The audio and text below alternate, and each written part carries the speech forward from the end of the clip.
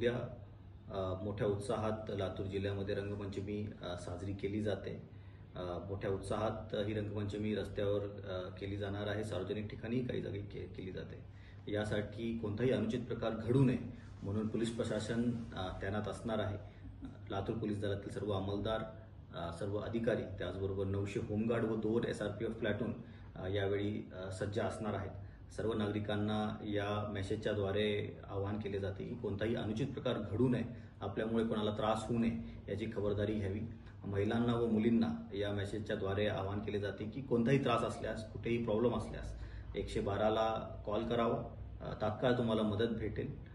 दामिनी पथकाची गस्त, त्याचबरोबर पोलीस प्रशासनाची गस्त या कालावधीमध्ये कंटिन्युअसली असणार आहे, नाकाबंदी असणार आहे। सर्वांना येणाऱ्या रंगपंचमीच्या खूप खूप शुभेच्छा। धन्यवाद।